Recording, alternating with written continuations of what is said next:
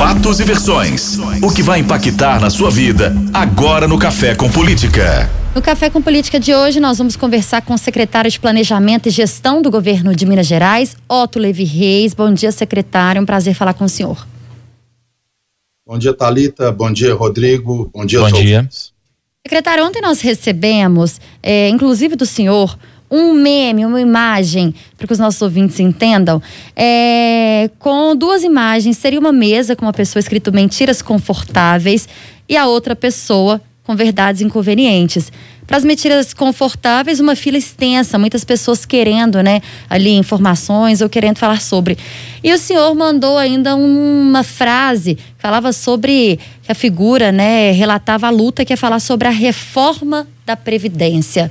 Explica pra gente o que o senhor quis dizer com essa imagem. Bom, Thalita, você sabe que a verdade, ela às vezes não é agradável. Mas eu costumo usar uma frase que o Winston Churchill, esse primeiro-ministro inglês, costumava falar sobre a verdade, Churchill dizia que a verdade ela é incontornável. A mentira pode zombar dela, a ignorância pode agredi-la, mas no final a verdade vai estar lá impassível. Então, eu quero dizer é que para a sociedade, para o funcionalismo público, é que a reforma da Previdência ela é uma necessidade que se impõe para o Estado de Minas. Assim como já se impôs para o governo federal e já se impôs para 21 estados do Brasil. Por que ela se impõe? Porque todos nós estamos vivendo mais e porque a Previdência hoje ela é deficitária. É o maior problema financeiro do governo de Minas. Só para você ter uma ideia, esse ano nós vamos fechar com um déficit total no governo de Minas de 17 bilhões. Agora, só o déficit previdenciário é 19 bilhões de reais. E diante disso, secretário, a gente tem percebido reclamações aí de servidores e dos sindicatos que faltou diálogo do governo na hora de enviar esse projeto à Assembleia, faltou conversar, e a Assembleia inclusive até fez uma série de seminários com os sindicatos de servidores para tentar ouvi-los. Eu queria primeiro que o senhor respondesse a essa fala dos sindicatos, de que faltou diálogo, faltou conversa. E segundo, até que ponto o governo está disposto a ceder naquilo que apresentou a partir da apresentação dessas propostas à Assembleia Legislativa, já que esse material que foi elencado foi enviado para vocês aí no governo do estado? Olha, eu acho que sempre se pode conversar mais. E nós ainda temos tempo para isso, E eu acho que, na verdade, a Assembleia é a casa do diálogo. O que a gente fez foi, ao enviar o projeto, nós estamos abertos para discussão. Mas o que eu quero deixar claro para todos, para o funcionalismo público, para as associações, para os sindicatos, para a sociedade mineira, é que nós, ao mesmo tempo, estamos abertos ao diálogo, nós temos alguns parâmetros que nós temos que respeitar. Quais são esses parâmetros? São os parâmetros que a Constituição Federal nos colocou. São dois principais parâmetros. O primeiro parâmetro é que a contribuição média do servidor ela tem que subir para 14%. Obviamente, o governo fez uma proposta de uma escala que varia de 13 a 19. Estamos abertos a estudar outras propostas, mas no final, a contribuição média tem que dar 14%. Fizemos uma proposta, obviamente, de um processo de transição, que nós também podemos estudar. Agora, também a idade mínima de aposentadoria também está definida na Constituição Federal. Essa idade mínima para aposentadoria, ela já vale para todos os brasileiros da iniciativa privada.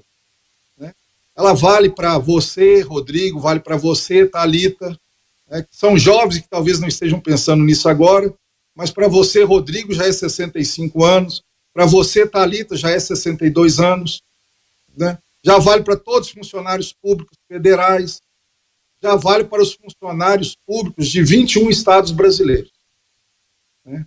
Então, eu acho que existem alguns parâmetros que nós temos que respeitar, mas continuamos abertos ao diálogo. Eu quero alertar, né, é que essa reforma é uma necessidade para que o Estado possa continuar mantendo os seus compromissos. Vamos lembrar ao servidor público que Minas Gerais já tem 5 anos que não paga o servidor em dia. Isso já é uma prova que esse problema financeiro de Minas, né, não é uma questão desse governo. Ele já transcende governo. Já temos 5 anos que nós não pagamos o 13º em dia, né? No governo passado, além desses 2 problemas, foi feita a apropriação indébita de empréstimos consignados. Avançou-se sobre o dinheiro de depósitos judiciais privados. O que mais é necessário para mostrar para as pessoas que o Estado está à beira da falência? E se nós agora não atacarmos as causas dos problemas, nós não temos solução. A solução, infelizmente, do problema de Minas, né, não está fora de Minas, está nas nossas mãos. Nós temos que resolver os nossos problemas, né? Durante muito tempo se vendeu a ilusão de que a solução dos problemas de Minas estava em Brasília. Mas eu quero dizer para a sociedade mineira, para o funcionalismo público, que se a gente for de pires na mão em Brasília, o máximo que vai acontecer é eles tomarem o pires nosso. É isso que vai acontecer. A solução está aqui em Minas. Secretário, em relação à situação financeira do Estado hoje, muito se fala em uma situação financeira caótica, complicada. O senhor já esteve com a gente aqui no Café com Política outras vezes na Rádio Super. Esse é um assunto que é muito discutido, usado, inclusive, para justificar algumas ações do governo de Minas. Qual é, de fato, a real situação financeira de Minas Gerais hoje? Então, olha, antes da pandemia, nós tínhamos um déficit orçamentário previsto de 13 bilhões. A nossa nova previsão é que esse déficit vá para 17 bilhões. A nossa previsão é que, mesmo com a ajuda do governo federal, hoje, a gente só tem garantia de que nós temos dinheiro para pagar os salários até outubro. Após outubro, nós ainda não temos uma visão de como nós vamos fazer para garantir os compromissos. Então, esta é a situação real. Nós fizemos aqui um brutal contingenciamento de despesas.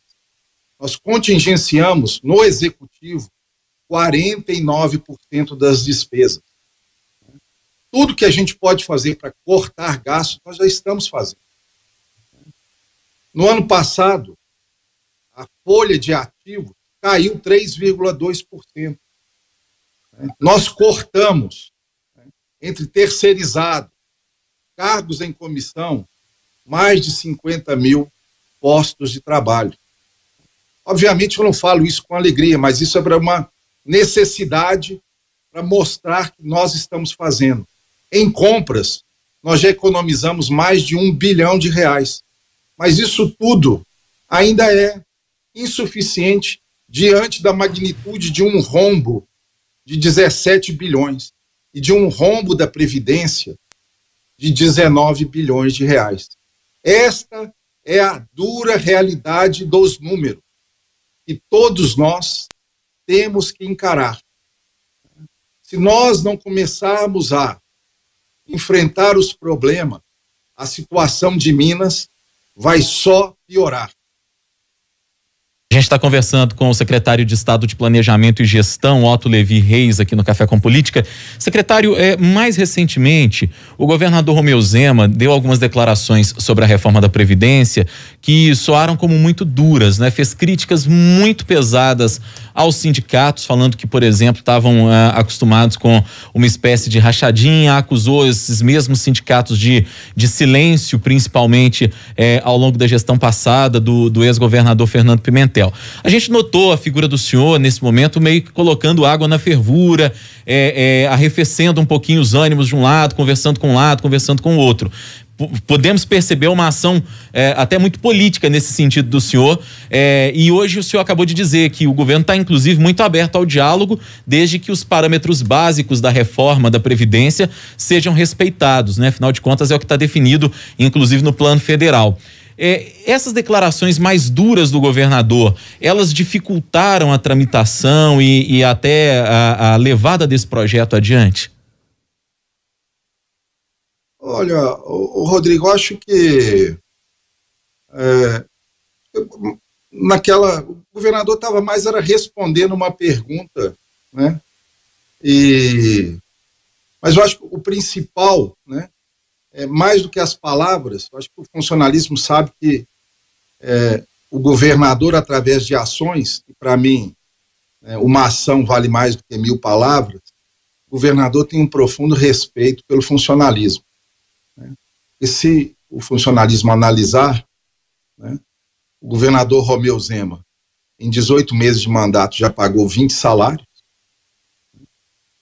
ele recuperou o IPSENG, ele pagou os empréstimos consignados, tirou 240 mil servidores do SPC. Então, eu acho que é isso. Agora, eu volto a conclamar, né, ao servidor, né, à sociedade, da gravidade que nós estamos, da situação financeira. E cada mês que nós atrasamos a reforma da Previdência, nós aumentamos o buraco da Previdência em 240 milhões de reais. O secretário, o governo já aceitou, digamos assim, que não tem como essa reforma ser aprovada até 31 de julho, que era o prazo final colocado pelo governo federal. E aí eu pergunto, como é que estão as negociações? E o prazo que foi colocado aí como digamos, ideal pelo presidente da Assembleia, Agostinho Patrus, de meados de agosto, atende ao pleito do governo neste momento? Eu diria que esse prazo de meados de agosto atende às necessidades do governo, né? Acho que o mês de agosto é o mês que nós estamos, vamos dizer, satisfeitos com a votação. A gente espera que consiga votar e aprovar, né? E, obviamente, o governador solicitou ao ministro Paulo Guedes a prorrogação para que o Estado não seja penalizado com repasses federais, mas como eu já disse, né, o nosso foco é sempre em aprovar o mais rápido possível, independente de qualquer repasse federal. Cada mês de atraso na aprovação da reforma da Previdência significa um aumento no rombo acumulado em 240 milhões de reais. Né? Eu sei que não são medidas agradáveis, assim como a reforma federal não foi para a maior parte dos brasileiros. Mas isso é uma necessidade, né? E ela é fruto de que nós estamos vivendo mais, né? Se nós estamos vivendo mais, nós vamos receber por mais tempo, né? E a única fonte de recurso de qualquer governo, mesmo do governo federal, que pode imprimir dinheiro, né? E aí, na verdade, o governo federal ele só imprime papel, e a riqueza que o governo arrecada é a riqueza da população, é o dinheiro dos impostos, é o dinheiro que eu, você, a Thalita pagamos, que a sociedade paga. É isso que é a fonte de arrecadação de qualquer governo. Isso não é mais o suficiente, né, para garantir a sustentabilidade de qualquer sistema previdenciário. Em Minas, na Bahia, no Piauí, no Maranhão, na Grécia, em Portugal, nos Estados Unidos, todos os países hoje já fizeram reformas da Previdência, né? E tiveram que aumentar, né, a idade mínima para aposentadoria. Hora do bate-pronto. No Café com Política. No Café com Política. Hora do bate-pronto. O senhor já conhece o quadro, são perguntas objetivas e respostas igualmente objetivas. Está combinado, secretário? Combinado. Para começar, então, situação financeira de Minas. Dramático. O déficit previdenciário. 19 bilhões de reais esse ano, 20 bilhões ano que vem. Se nós não fizermos nada, vai continuar crescendo. Reforma da Previdência. É uma necessidade. É uma necessidade para o Estado, para a sociedade e para o próprio servidor. O servidor público mineiro em uma palavra. Competente. A relação do governo de Minas com a Assembleia. Muito boa. E o presidente Jair Bolsonaro em uma palavra. Bom presidente. Secretário de Planejamento e Gestão do Governo de Minas Gerais, Otto Levi Reis, foi o nosso convidado de hoje no Café com Política. Obrigada, secretário, pela entrevista. Obrigado, Thalita. Obrigado, Rodrigo. Obrigado aos ouvintes. Nós é que agradecemos. Até a próxima, secretário.